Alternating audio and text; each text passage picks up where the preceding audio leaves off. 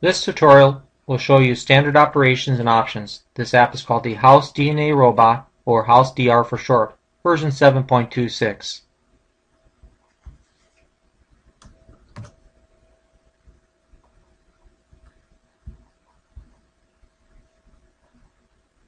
This is the main appointment page or map. It has an upper part and a lower part. The upper part is the appointment book. The lower part allows you to arrange an appointment.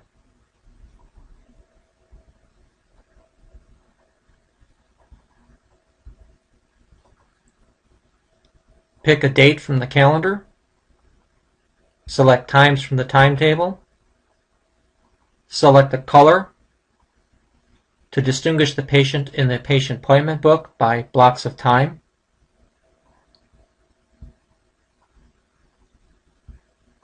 Enter the patient's date and time period in the patient appointment card or PAC area.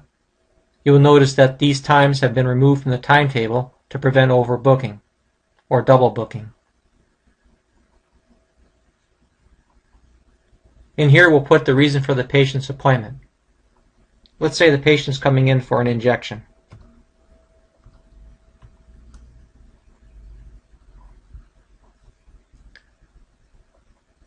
To transfer this, we click Save,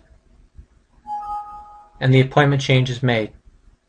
We see on the upper half of the map screen in the appointment book the name of the patient, their unique chart ID number, the reason for their visit, status or discussion, the name of the provider, and the patient's contact information, email and phone number.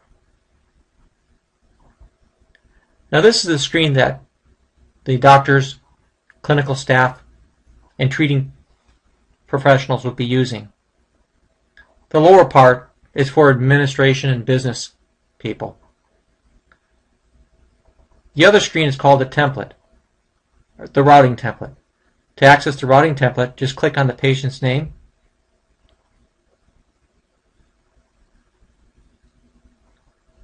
select the services performed either from the CPT data bank, by categories,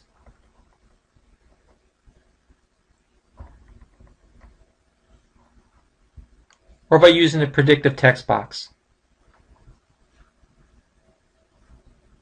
Let's say the patient is coming in for initial office visit.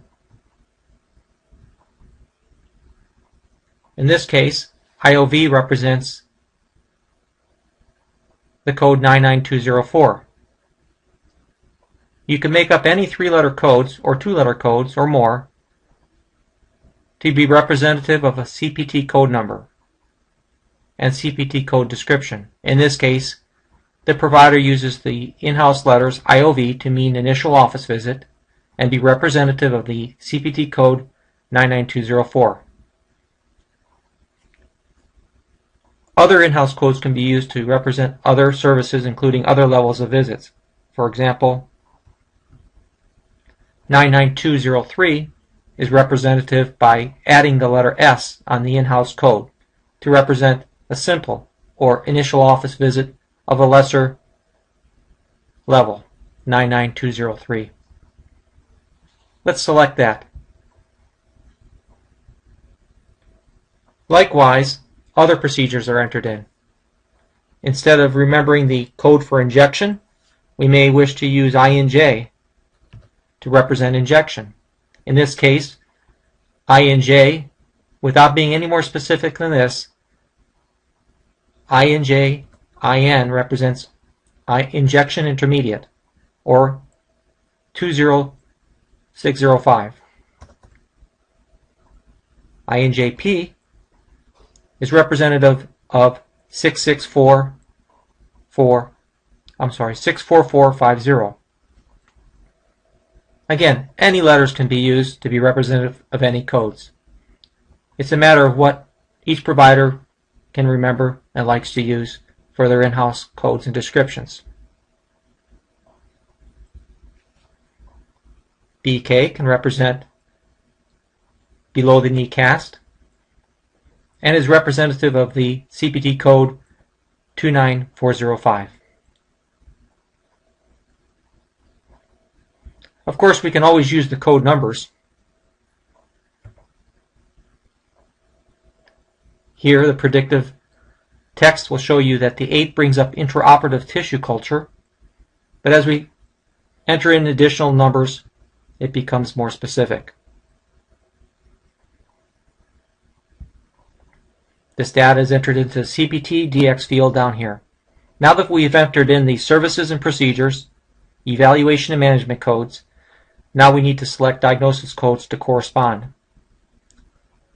We can either use the predictive box in a similar way by typing in the diagnosis, or we could use the ICD Data Bank button.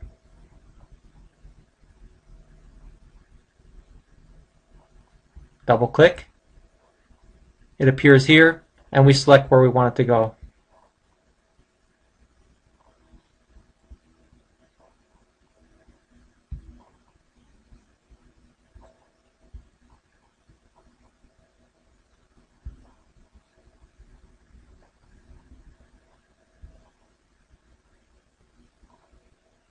Since this has already been chosen, we'll see what happens when we try to add it again.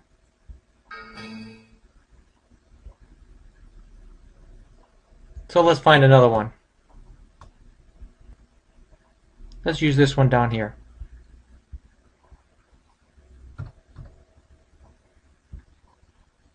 It doesn't mean anything, it's just arbitrary.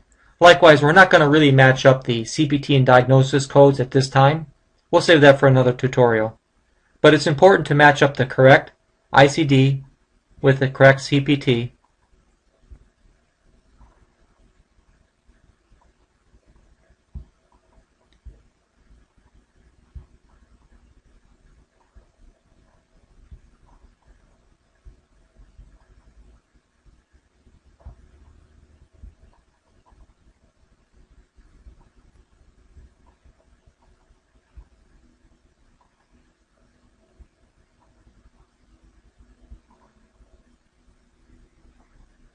Now we've completed the CPT and a list of diagnosis codes that correspond to them. To delete or change any of these lines, we use these functions here. This button complete clears out the bottom section in the CPT DX field. Return to Office.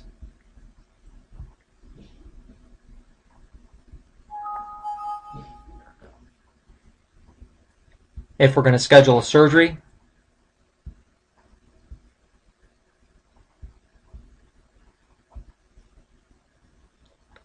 we can say what that surgery is going to be in the discussion or status. Hammer toe surgery.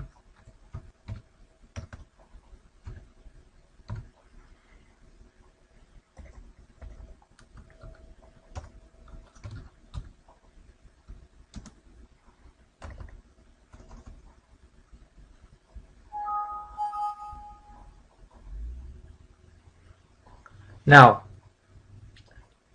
this is today's visit, and we will preview this data that we've entered in. You see that the diagnoses that we put in have been placed for now into the permanent diagnosis field. Once they are sent to post, they will remain there. Here's the initial office visit with the corresponding diagnoses in the specific order as listed. The return to office date, the surgery date, and the status or discussion for why the patient is returning. The time and date that the routing template was generated, and everything looks fine. So let's close this and return back to the routing template. Again, we don't see those diagnoses going up here in the permanent diagnosis field until we populate the external program and the patient returns on the next visit. Then these diagnoses will appear up here. Okay, let's send this to post. Now if we return back to that same patient by clicking on the patient's name and pulling up the routing template, you'll see that the fields are cleared, and now those diagnoses that we added here display up in the permanent diagnosis field. It's now ready for another data service and procedures.